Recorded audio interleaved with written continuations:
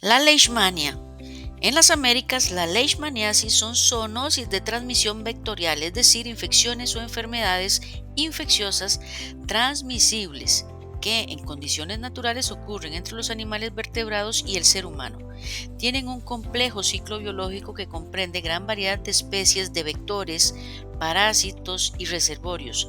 Se caracterizan por particularidades relacionadas con el ciclo de la pobreza, factores sociales, ambientales y climáticos, todos aspectos que influyen directamente en su epidemiología. En Costa Rica es conocida comúnmente como papalomoyo, del náhuatl papalotl, mariposa, y moyotl, mosquito.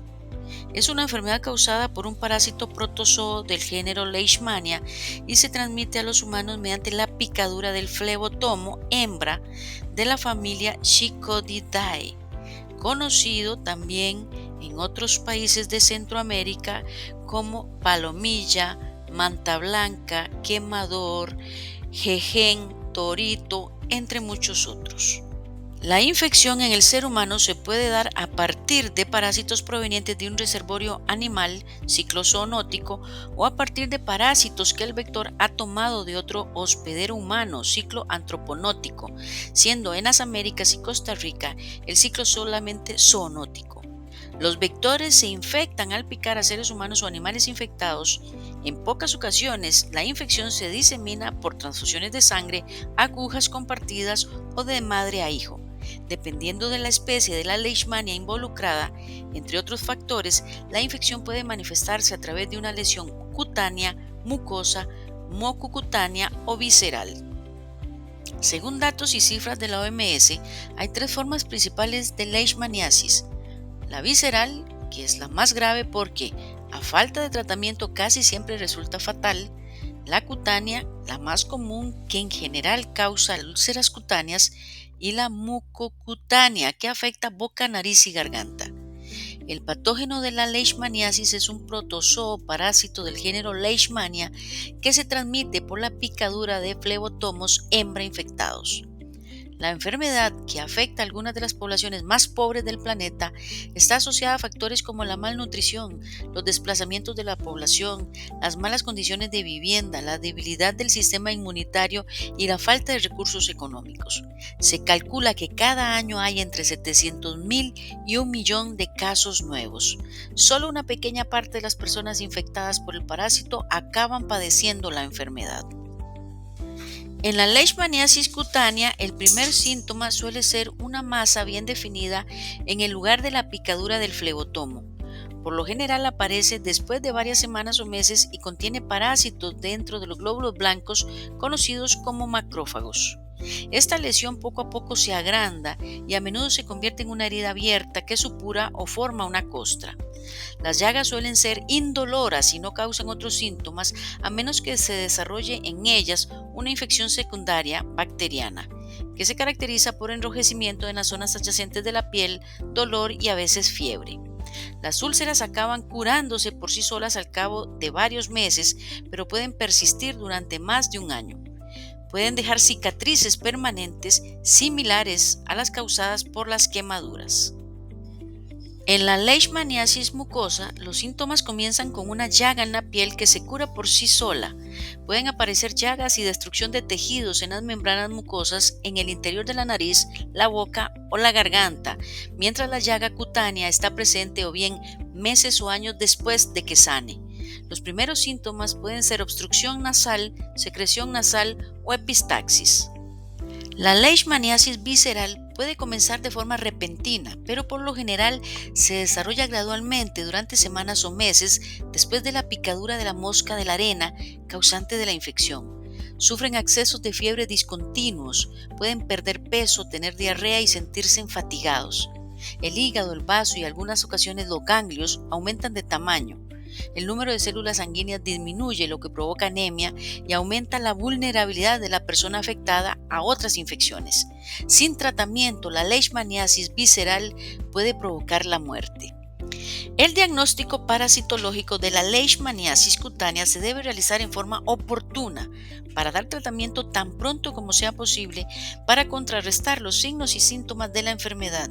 sobre todo para prevenir la aparición de manifestaciones clínicas más severas como la leishmaniasis cutánea diseminada o las formas mucosa mucocutánea. El diagnóstico directo se realiza mediante la visualización microscópica del parásito a través del análisis de frotis directo de las lesiones que evidencian las formas de amastigotus del parásito. Esta prueba se considera el gold estándar en el diagnóstico de la leishmaniasis cutánea. Sin embargo, cuando no sea posible realizar esta técnica o el resultado parasitológico sea negativo, pero exista nexo epidemiológico y la clínica sea compatible, el diagnóstico se puede realizar mediante otras técnicas como cultivo de biopsia, aspirado y o hisopado de las lesiones utilizando medios de cultivo apropiados.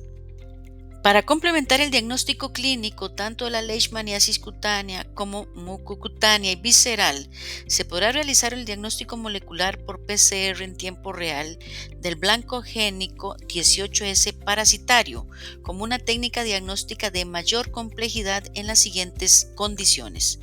En casos de sospecha de leishmaniasis visceral, envío de aspirado de médula ósea o de tejido. En caso de sospecha de leishmaniasis mucocutánea, envío hisopado de mucosa o biopsia. En caso de sospecha de leishmaniasis cutánea atípica, envío de aspirado cutáneo o biopsia. En caso de sospecha de leishmaniasis cutánea cuya morfología, localización de la lesión u otra situación particular impida el apropiado raspado de la lesión cutánea, envío de biopsia, aspirado o hisopado cutáneo. En casos en los que se mantenga sospecha clínica a pesar de un resultado previo negativo para leishmaniasis cutánea, envío de un raspado de la lesión. En relación al tratamiento de la leishmaniasis, existen diferentes fármacos en función de distintos factores. Los médicos consideramos los factores siguientes a la hora de elegir un medicamento para tratar la leishmaniasis: la forma de la enfermedad, ya sea cutánea, mucosa o visceral, la especie de leishmania responsable de la enfermedad, la ubicación geográfica donde se ha infectado la persona, la probabilidad de que las especies de leishmania sean susceptibles al tratamiento, el estado del sistema inmunitario de la persona y la ruta de administración del medicamento y los posibles efectos secundarios.